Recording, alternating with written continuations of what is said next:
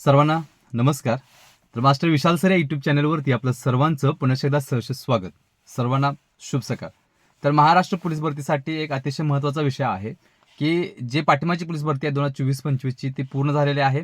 काही ठिकाणी फक्त जॉईनिंग बाकी आहे, काही ठिकाणी ट्रेनिंगला जायला मुलं फक्त विलंब होत आहे अशी अवस्था तयार झाली. म्हणजे मुंबई वगैरे, पुणे कारागृह वगैरे अशा पद्धतीनं त्या गोष्टी ज्या आहेत त्या प्रोसेस आहेत त्या थोड्याशा लेट होतील. कारण की मी याच्या आधी पण सांगितले की जेवढी स्ट्रेंथ असते तेवढी स्ट्रेंथ एका ट्रेनिंग सेंटरची ती पूर्ण झाल्याशिवाय तुम्हाला तिकडे पाठवत नाहीत. म्हणजे थोडक्यात 1, 2, 4, 5 मुलींना पाठवत नाहीत. ती स्ट्रेंथ असेल तेवढी फुल झाल्याशिवाय ट्रेनिंग सुरू होत नाही, एवढं लक्षात ठेवायचं.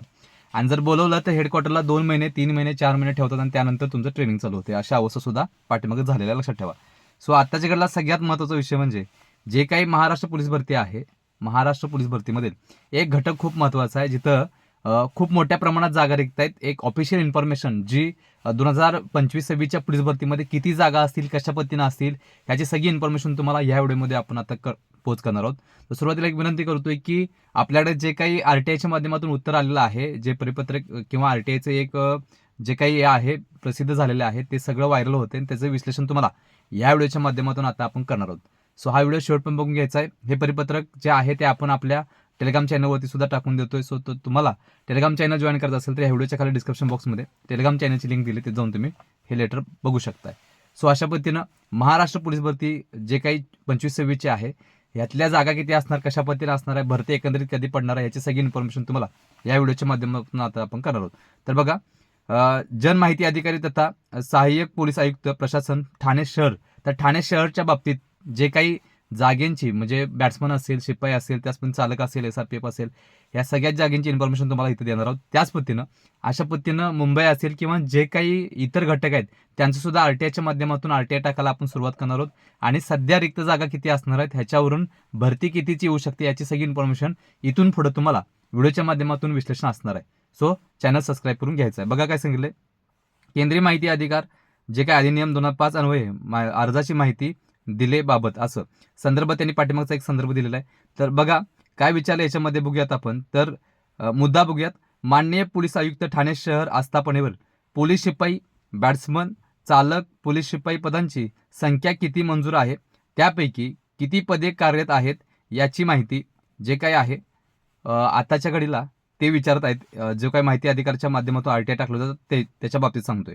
तर पोलीस भरतीमध्ये पोलीस शिपाई, बॅट्समन, पोलीस शिपाई चालक, पोलीस शिपाई पदांची जाहिरात मिळेल की नाही याची खात्री करायची आहे असा मुद्दा आहे. ज्याने प्रश्न विचारला होता त्याचा विषय सांगतोय. आता डिपार्टमेंटनं उत्तर दिले काय ते बघूयात, म्हणजे तुम्हाला समजेल एकंदरीत की ठाणे शहरला किती जागा रिक्त आहेत, किती मंजूर आहेत वगैरे वगैरे सगळ्या गोष्टी लक्षात ठेवायचं. तर बघा, दिलेली माहिती बघा. केंद्रीय माहिती अधिकार अधिनियम 2005 अन्वये केलेल्या अर्जाची माहिती बघा. तर डिपार्टमेंटकडून आलेलं उत्तर, मंजूर पोलीस शिपाई पदे किती आहेत, 5,527 इतके आहेत लक्षात ठेवा. मंजूर म्हणतोय बघा. मंजूर बॅट्समन किती आहेत, 6.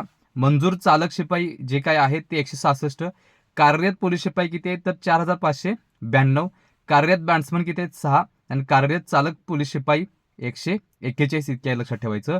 सो मंजूर पोलीस शिपाई किती आहेत, 5,527 पदे इतके मंजूर आहेत लक्षात ठेवायचं.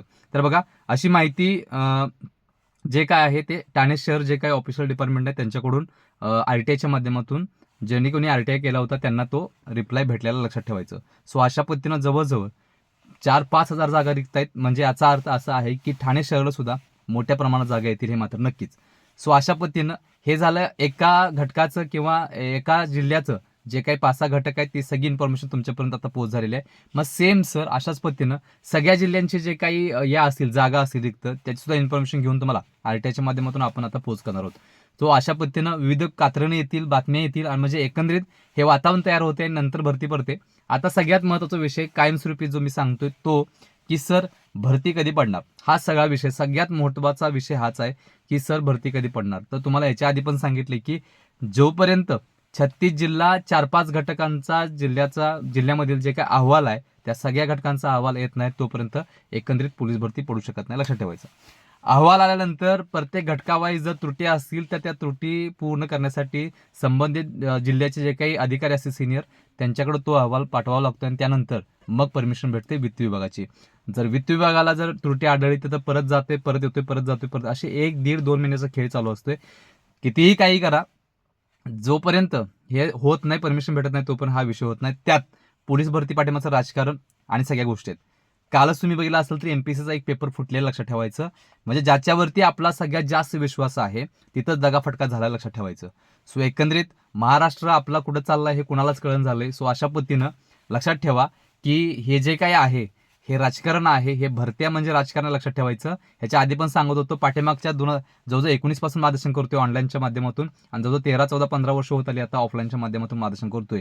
सो एवढा मोठा इतिहास आपल्याला माहिती आहे आणि कशा पद्धतीनं बदललंय, काय झालंय, कुठं कुठं काय काय झालं सगळं आपल्याला माहिती आहे. पण सगळंच या युट्यूबच्या माध्यमातून ऑनलाईन बोलणं उचित नाहीये. सो अशा पद्धतीनं राजकारण्यांचा एक विषय आहे याच्यामध्ये. ज्यावेळी भरती पाडायची त्यावेळी पाडायचीच आहेत.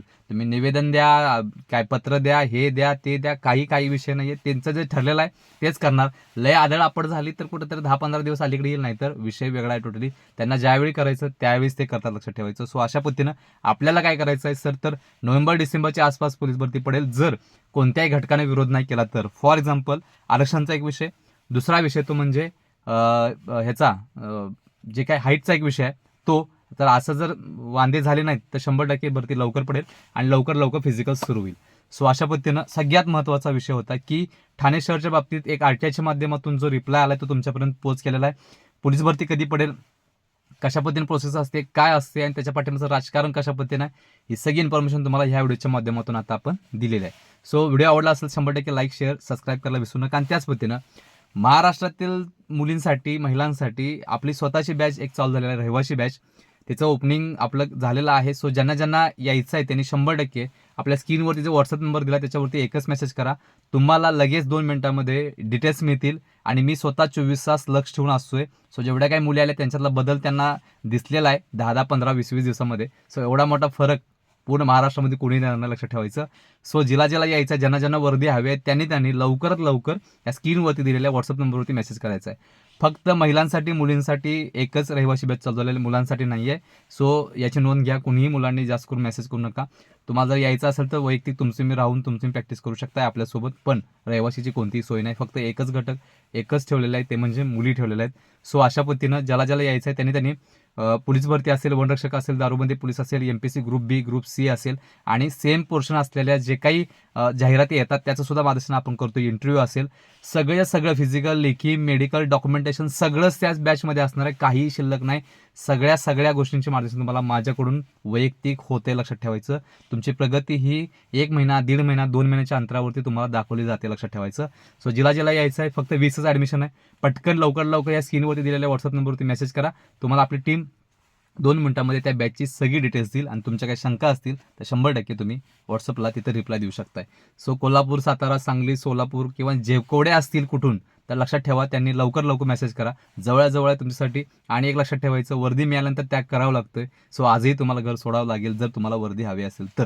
समजलं काय म्हणतोय. सो अशा पद्धतीनं ठाणे शहरची इन्फॉर्मेशन दिली, आपल्या रहिवाशी बॅचची सुद्धा इन्फॉर्मेशन दिली. लवकर जाऊन मेसेज करा आणि त्याच पद्धतीनं आपलं चॅनल सबस्क्राईब करा आणि टेलिग्राम चॅनल सुद्धा जॉईन करायचं आहे. एकंदरीत सर्व आदरणीय विद्यार्थ्यांना आपल्या यूट्यूब चॅनलकडून शुभेच्छा देतोय आणि मी इथं थांबतोय. तोपर्यंत धन्यवाद.